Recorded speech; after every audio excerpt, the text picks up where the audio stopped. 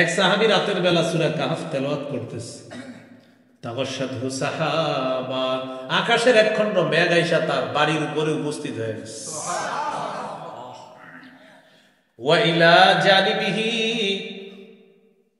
তার পাশে আছে ফারাসুন মারবুতুন বিশাতানাইন, তার পাশে একটা ঘোড়া রশি দিয়ে বাঁধা। অন্য বর্ণনায় আছে হিসানুন মারবুতুন বিশাতানাইন, রশি দিয়ে ঘোড়া বাঁধা তার পাশে। তো তিনি কোরআন তেলাওয়াত করতেছে, আকাশের মেঘখণ্ড আসছে, ফাজাআলা ফারাসুহু ইয়ানফিরু, তার ঘোড়াটা খালি লাফায়। তেলাওয়াত যত করে ঘোড়া তত লাফায়, তেলাওয়াত করে ঘোড়া তত লাফায়। ঘোড়ার লাফানি দেখে তিনি এক পর্যায়ে তেলাওয়াত বন্ধ করে দিলেন।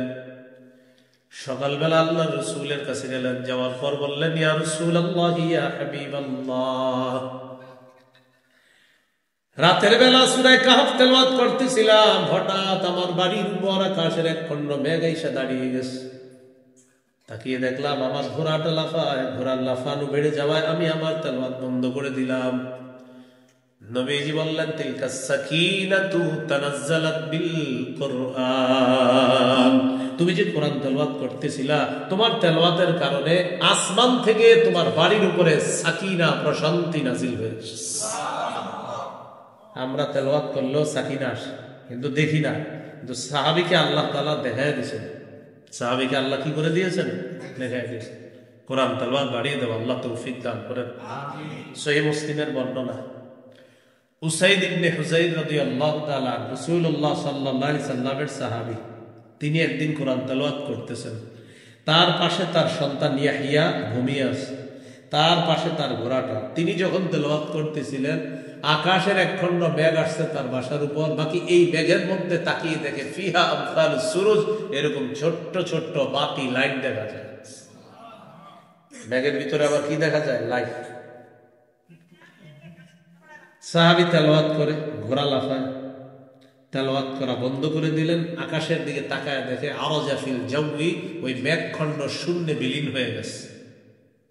সকালে রাসূলুল্লাহ সাল্লাল্লাহু আলাইহি সাল্লামের কাছে গেলেন, যাওয়ার পর বললেন, গত রাতে আমি কোরআন তেলাওয়াত করছিলাম, এমন এমন ঘটনা ঘটছে। নবীজি বললেন, ইকরা ইবনে হুযাইর, ও উসাইদ ইবনে হুযাইর, তুমি যদি আরো তেলাওয়াত করতা। সাহাবী বলেন, ইয়া রাসূলুল্লাহ, আরো তেলাওয়াত করলাম, ঘোড়া আরো লাফায়। নবীজি বললেন, ও উসাইদ ইবনে হুযাইর, তুমি যদি আরো পড়তা। হুজুর আরো পড়ছি, ঘোড়া আরো লাফায়।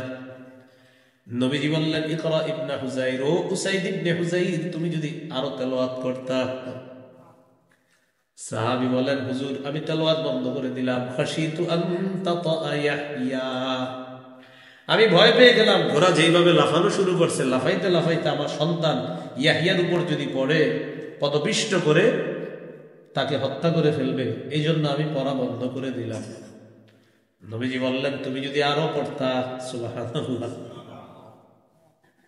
তুমি যখন কোরআন তেলাওয়াত করতেছিলা, তিলকাল মালাইকাতু তাসতামিউ লাক, তোমার কোরআন তেলাওয়াত শোনার জন্য ওই যে মেঘখণ্ডের মধ্যে বাতিগুলা দেখলা, এগুলা বাতি না, আল্লাহর অসংখ্য অগণিত ফেরেশতা তোমার কোরআন তেলাওয়াত শোনার জন্য উপস্থিত হয়ে গেছে।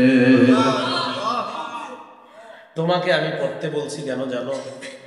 তুমি যদি ফজর পর্যন্ত তেলাওয়াত করতা, ফজরের নামাজের সময় তোমার বাসার সামনে দিয়ে যারা মসজিদে যাইতো, তারা স্বচক্ষে ফেরেশতাদেরকে দেখতে পেত। আওয়াজটা বাড়ায় না?